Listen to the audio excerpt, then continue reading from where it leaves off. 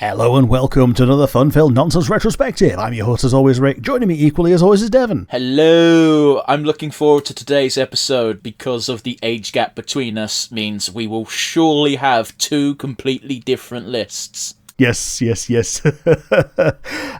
to that end, my hypothetical is somewhat related to that. But we're doing a list today of top 5 most influential games to ourselves before we hit the age of 15. And we always start with our good old time-honored tradition of the nonsense, asinine hypotheticals. And what's yours for me today? My one is pretty simple. You get to rescue any video game heroine from a canon to them disaster. Which heroine do you pick, and do you think you could actually save them? The easiest pick is normally going to be Aeris, isn't it? Is it, though?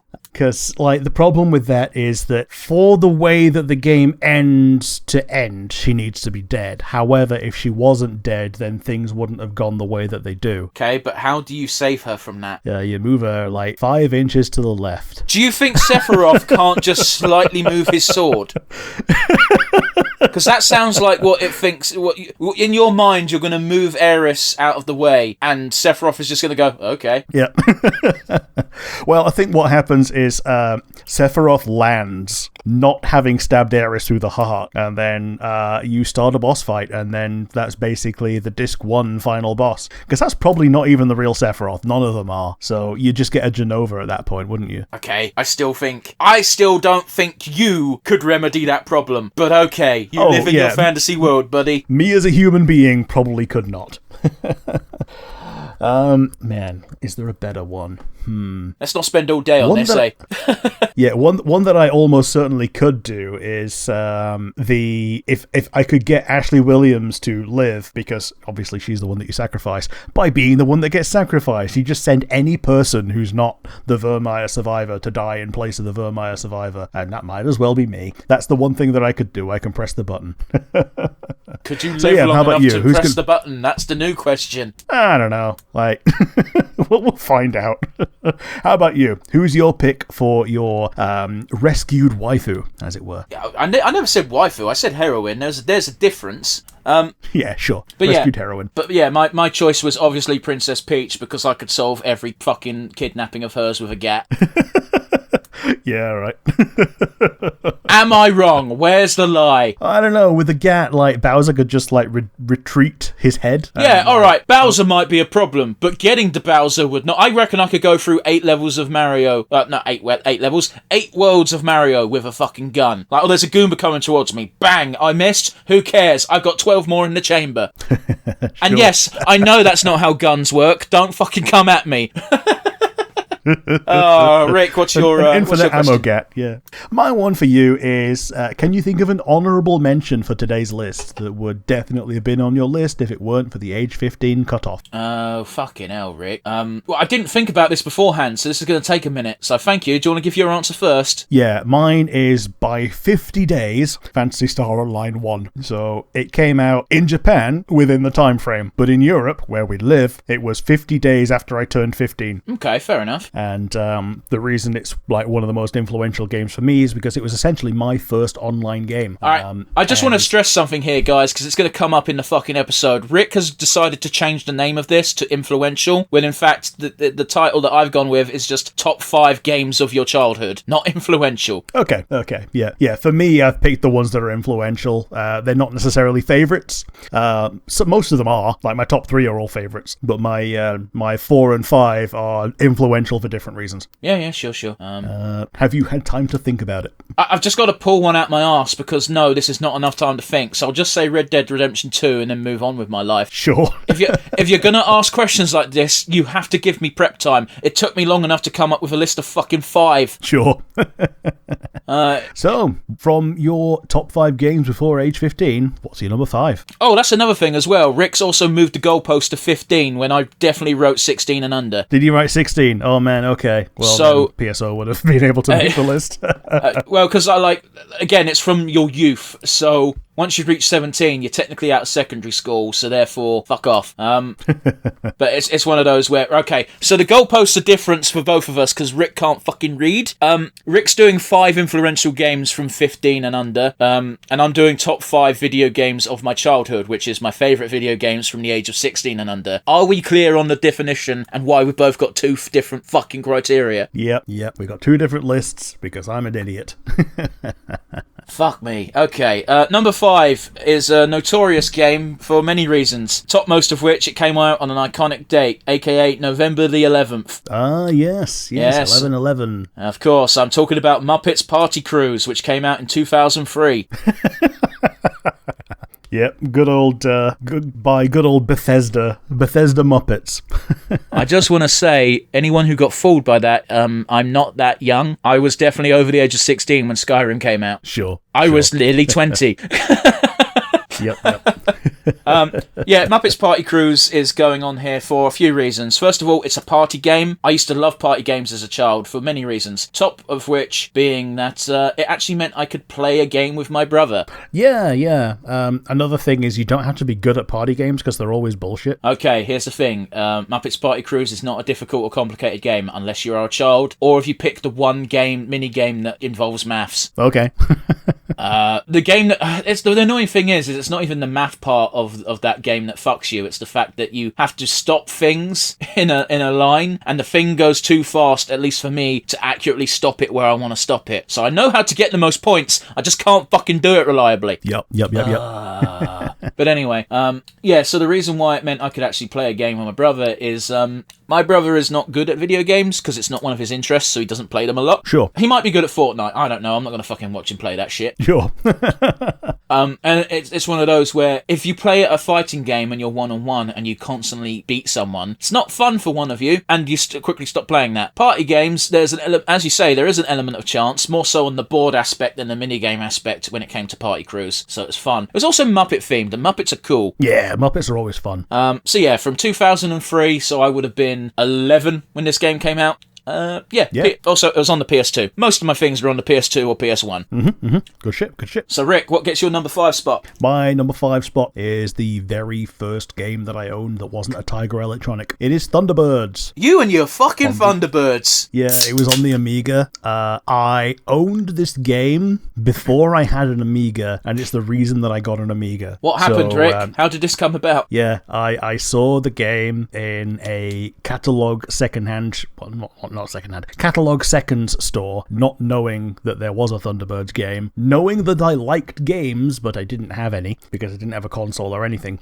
And I was like, oh man, I want that. Can I have that for Christmas? And basically I got told, yeah, you can. And I knew it was in the house, but I didn't know the ins and outs of you have to buy. It's not just the 15 quid thing that you buy and you can play it. You have to have the thing that you play it on. Okay. So yeah, that was my Christmas present that year. That's a very good point you raise, Rick, because Rick's I too had not Tiger Electronics but similar things. Like the original Duck Hunt was something you just plugged into your TV and could play, at least the version I got, which I don't think was real Duck Hunt. I think it was a knockoff, but that's neither here nor there. Yeah. Before consoles were a thing, Tiger Electronics were the way you played games. Rick, you actually lived through this a bit more than I did. Do you want to explain to the audience, specifically perhaps the younger crowd, what the fuck Tiger Electronics was? They're basically a glorified calculator with 4 buttons that have a matrix of 30 or 40 sprites or parts thereof that basically have a 1 frame per second animation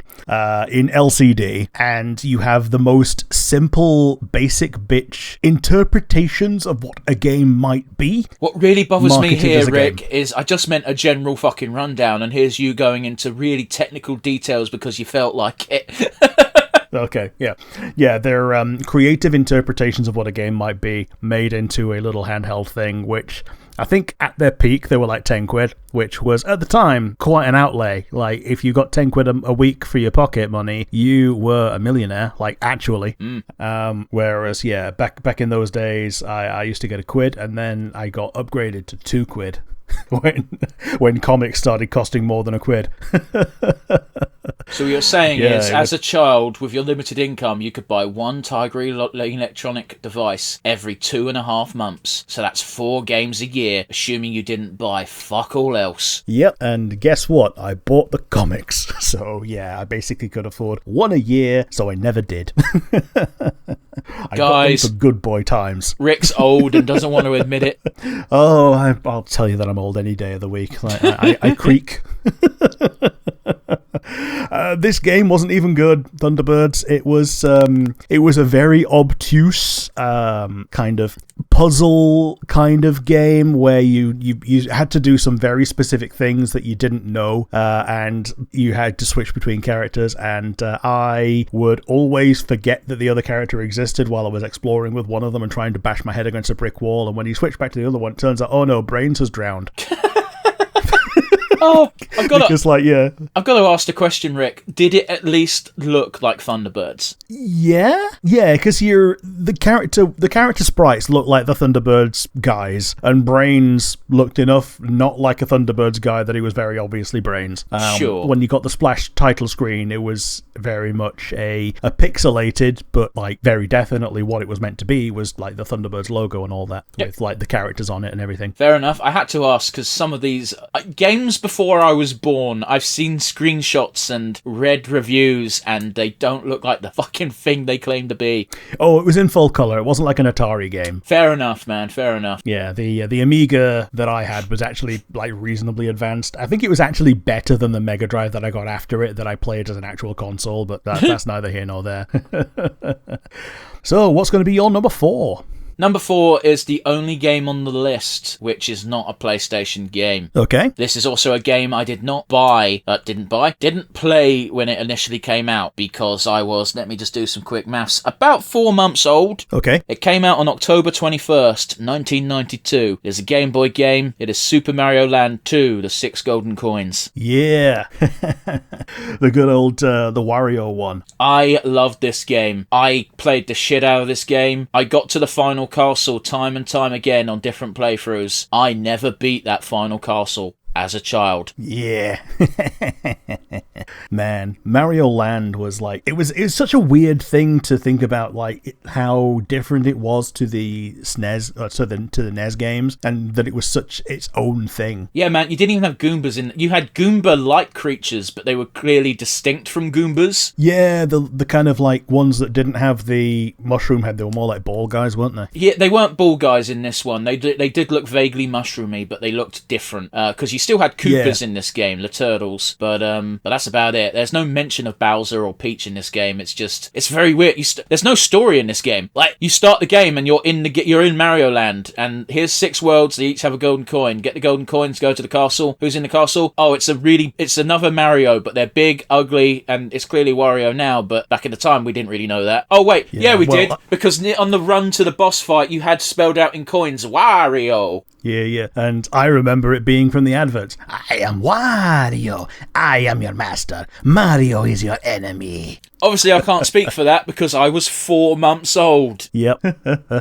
Man, we were just lucky to have a Game Boy. Yeah, absolutely. But yes, Rick, what about you? What's your number 4? My number 4 is Final Fantasy VIII.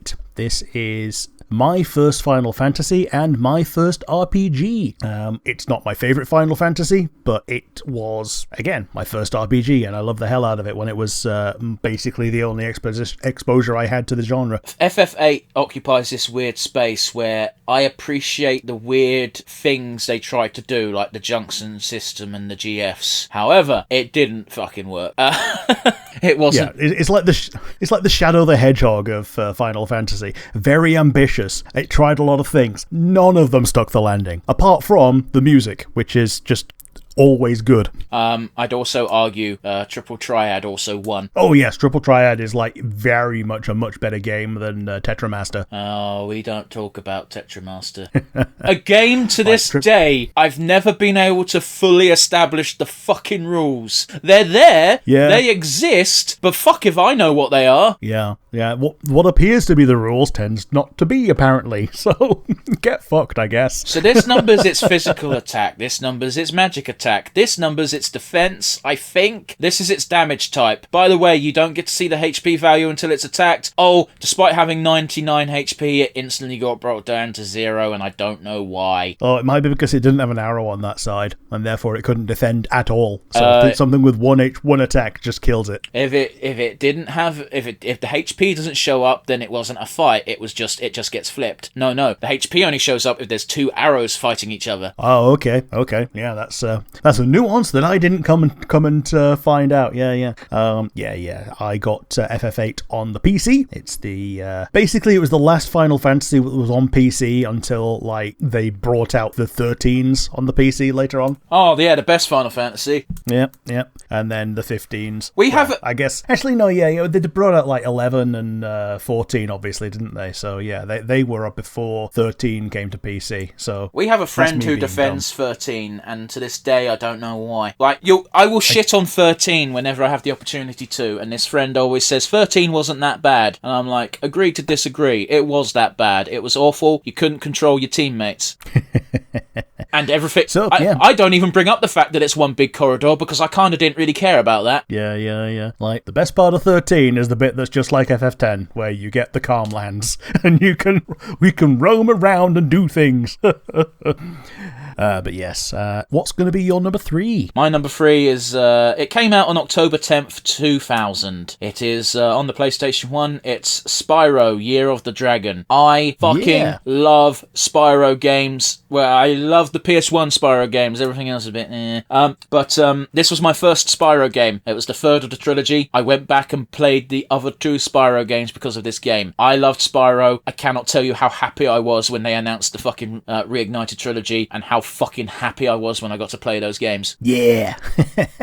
This game... Yeah, because... Go on, sir. Wasn't Spyro basically the Sony equivalent of the Collectathons? I guess, but, like, Crash came out before Spyro. Yeah, but Crash was more, like, corridor platformy. Yes, but it was also a collectathon. You had to get the gems and the crystals and the time trials. Sure, fair enough. Yes, but wasn't Spyro, like, way more open-worldy?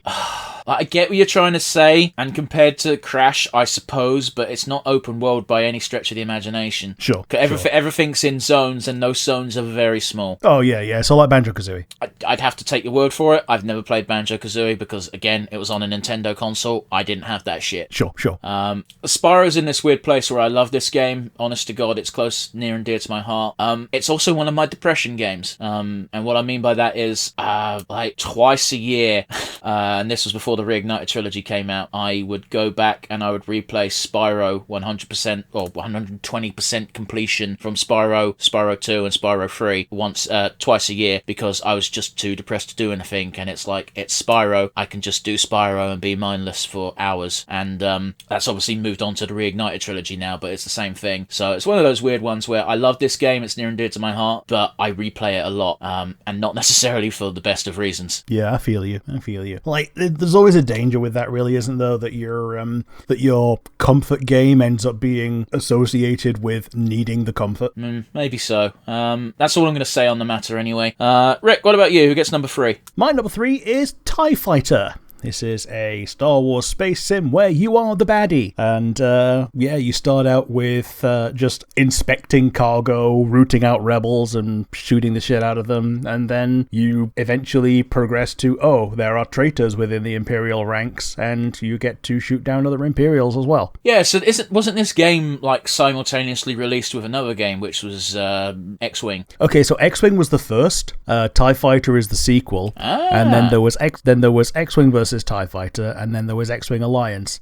X-Wing Alliance is technically, like, superior in every way, but TIE Fighter is basically the one that was kind of my awakening to modern gaming, even though it's in no way modern because it ran on DOS. Like, it didn't even run in Windows.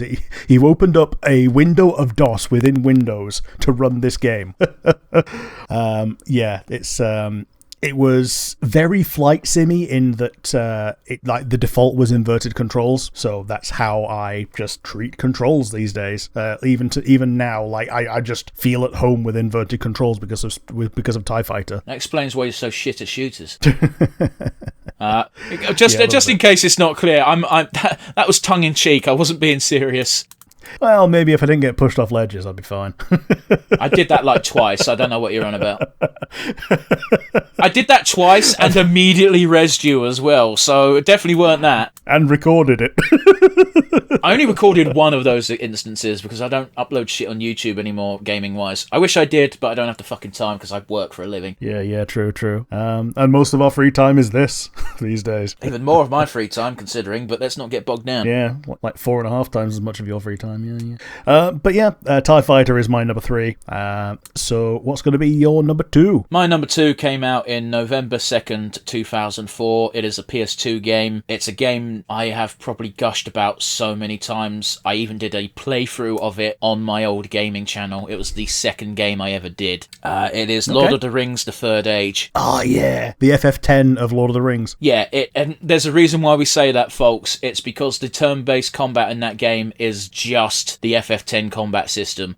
This was back when EA had the license to Lord of the Rings and actually fucking did things with it. Yeah, it feels like before EA became so big that they just were sat on their thumbs. Like, if you go back far enough, EA did things with what they had rather than just assuming that they would make infinite profit. I mean, it's one of those where, like, even nowadays you feel it where it's only lately that they've loosened their grip on the Star Wars IP, but, if they have a universal monopoly on a license, then they don't have to care if the thing they pump out is good because there's no competing product. Yeah, I don't even think they had a choice on that. I think it was Disney. It was like, oh no, you fucked up with Battlefront 2. Let's let other people have a go. Oh yeah, absolutely. Disney did. I can tell you the exact point it was when they had the headline of Disney Star Wars getting kids addicted to gambling, to which Disney read that headline and went, what the fuck is going on with the video game shit? Yep. Because they didn't know. And the most downvoted thing on Reddit, which is we want people to have a sense of pride and accomplishment after spending this many hours or this much dollars unlocking Darth Vader. It's one of those where, okay, if there wasn't the option to just pay to unlock characters, I could see the argument working for we want you to use X amount of hours to unlock a character so you feel accomplishment. That argument loses its worth when, oh, by the way, you can just pay $20 and unlock the character. No, you are not putting that fucking system in so people have to play a lot and feel accomplished. You're putting that system in to make people go, I've got to play for so long to unlock this, or I could pay another $20 on top of the $80 I paid for the fucking game. Yep. It's how can we extract the price of the game again out of someone for something that is also in the game? Yeah, it's super scummy. It's one of those. Oh boy, even talking about it makes me annoyed. But yeah, back to Lord of the Rings: Third Age. I love this game. I got the strategy guide for it when it came out because not because I needed the strategy guide, or I barely looked at the strategy guide. The only thing I wanted from that guide was the fact it came with little pocket info cards of every enemy in the game, which was just Lord of the Rings shit. Yeah. Like, back in those days, strategy guides like that were actually just, like, second-hand art books, to a degree. Yeah. Like, the back half of the game is just an enemy bestiary, but printed. Yeah, just cool stuff, like good things to have. Also, that guide wasn't very good when it came to boss fights, because I remember slamming my head against the wall as a child when I was fighting Gothmog because his defense was too high. Yeah. Which, obviously, as an adult, there's a real easy way to fucking deal with that, because there's an item in the game you can throw at the enemy that gets rid of all of their armour. Yes. Oh, goodness. But yeah, Lord of the Rings: Third Age gets my second place spot. It was a real toss-up between this and what eventually got my number 1 as to what order things are in. That being said, Rick, who's your number 2? My number 2 is Chrono Trigger. This is the first RPG that I played that I just will revisit every now and again and just play through again. Basically, this is my, not quite to the degree that you do Spyro, but it's just something that I just come back to. The same way that some nerds will reread Lord of the Rings every couple of years, or even every year. Like, Chrono Trigger is the one for me that I'll just come back to and just replay. Man, you bringing that up reminds me of a conversation that happened, it feels like 3 years ago, but it could be any time, where you, me, and another friend of ours were all joining joined a group call, and we were all just doing our own thing, so I put Spyro on and was playing that while talking to you guys, and someone said, "What's everyone doing?" And I said, "I'm playing Spyro," and they laughed at me.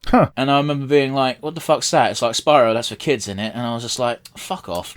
Fair enough. Both because I'm like, you're playing video games as well. You don't get to call other people's things childish, and obviously the unspoken thing being that you don't know how special Spyro is to me. Yeah.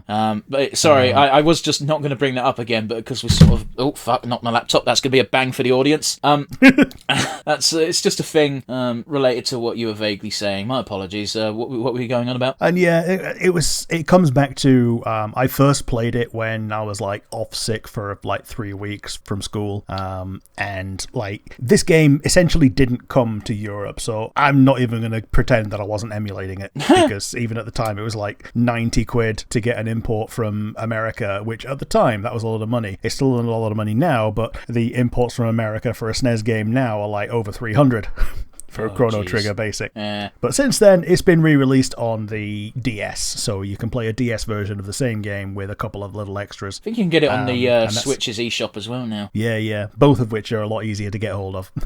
Something about a few things about Chrono Trigger I do know is, I know Toriyama's the artist, right? Yes, he is. Yeah. Yes, he is. You could really see that in Chrono's design most of all. Yeah, totally. He just looks like a red Super Saiyan. Yeah. With a katana.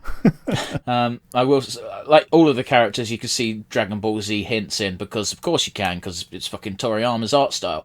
That being said, one of the things I do know about Chrono Trigger is the design of all of the party members, and they're all fucking winners. Yes, absolutely. And the music as well is just something I will just have on playlists. Like, it's almost all bangers. Like, all the character themes are great. A lot of the area themes are great. The battle themes are great. Like, it's tough to find something that's not just a fantastic piece of music from Chrono Trigger.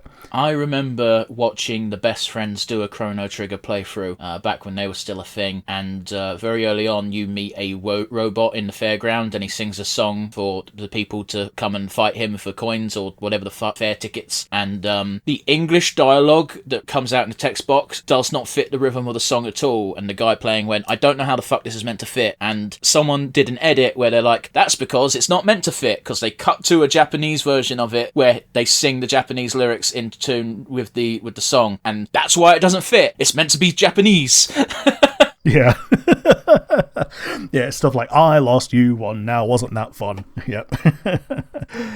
Yeah, like, just masterclass in 2D sprite stuff. And like, I wasn't aware that 2D sprites could move diagonally. Because the only other like RPG that I played at that point that was 2D was Pokemon, and like that was a lot more rudimentary than Chrono Trigger is, but oh well. I was going to say, that's such an unfair fucking comparison though, because Pokemon came out on the Game Boy, Yeah, which was basically just a fucking calculator. Yeah, like... Don't get me wrong, fucking mind-blowing and impressive for the time, but back looking at it now, it was just a calculator that they tricked to play games. Yes. So, who's going to be your coveted number one favourite game of your childhood? There's not going to be any fucking prizes for guessing my number one spot, because anyone who knows me will know what my number one spot is. It came out on July 7th, 2000. I didn't play this then, I played it a little bit after the fact. It was, of course, Final Fantasy IX. Yeah. It is hands down my favourite game of all time. Good shit, absolutely. No arguments there. It's a fantastic game, a fantastic Final Fantasy. Yeah, there's criticisms, valid ones. I'm not going to bring them up because I love the game, but it certainly isn't without its faults. But, yeah, I think there's only one time I've ever mentioned this being my favourite game, and I've gotten a derogatory comment about it, and it was while playing Final Fantasy XIV, so my opinion of the person was low anyway. Yeah. I was like, yeah, FF9's my favourite. I want more FF9 references in this game because that would be fun. And they went, oh, FF9 is just a childish FF6. I was like, okay. What's wrong with that? Like, I mean, I've not played FF6. They might have been telling the truth, but my response was just, okay, what's your point? I don't care. FF9 is my favourite game. I didn't consider... Yeah. I basically just steered the conversation away because I didn't want to... They sounded like the type of person that if you don't steer the conversation away, they're just going to spend 15 minutes shitting on a thing because you said you liked it. Yeah. And it's not even childish, it's just chibi. I wouldn't even say it was chibi, but whatever. It's one of those where we spoke at length about FF9 on the Nonsense Retrospective before, and it's one of the longer Final Fantasies we've spoken about because I love it so much, I made us do it. Fuck it, the biggest criticism's Tetramaster. I said it. Yeah, we've already mentioned it in this episode. A lot of the side quests are a little bit weird, like the Quina's side quest for catching frogs is, if you don't plan it from the beginning, you're not going to get the 99 frogs and his master weapon. But even getting his master weapon, because it's the fork, you can still do just 1 damage on it. Yeah, because it's the random thing, yeah. Anyway, FF9's great. Go watch our retrospective if you want to hear us. Well, if you want to hear me gush about it and Rick kind of be like, yeah, it's a good game. Alright, Rick, we're here. What's your number 1 spot? My number 1 is Sonic 3 and Knuckles, and this wasn't my first Sonic game, as you can probably tell by the fact that it's not Sonic 1, but this is the first one that I was not able to cheat in, so it's the first time I actually... played through a Sonic game without cheating when I was a kid. And it was when I, started to, get good. It also helps that it's the longest one and the most involved and the most rewarding because you can become Hypersonic and just piss over everything. It's also the game which you actively shouted at me once for. Oh, man. We got a Sonic collection once free on PlayStation Plus. I put on Sonic and Knuckles. And I understand why Rick yelled. I really do, because I phrased my sentence wrong. But he wasn't to know that, because I booted it up and I was like, I'm going to play as Knuckles because Knuckles is cool. And what I said to Rick was, I don't know how to control Knuckles. To which what Rick did was he yelled at me and said, it's 2 buttons! And he just yelled at me about that for about 5 minutes. And I was just like, okay. And then I moved on with my life because I didn't care. And it was like a week or 2 after that where I was like, hang on, I think I phrased it wrong. What I meant was, Knuckles doesn't feel good to control. Not I don't know how to control Knuckles. I meant it doesn't feel good. That being said, I wouldn't be surprised if I'd have said that at the time and Rick also yelled at me for that. Fair. Maybe so, but I was very indignant because it's not even 2 buttons, it's 1 button. Everything is done with the button. I just remember being so fucking flabbergasted that you were so venomous with your outburst. I was like, all I said was, oh. Yep. All the characters control the same way. There is 1 button, and if you press the button again while you're jumping and you do the special thing. Right, for Tails you fly, for Knuckles you glide, for Sonic you do your little shield thing. Yeah, and that's it.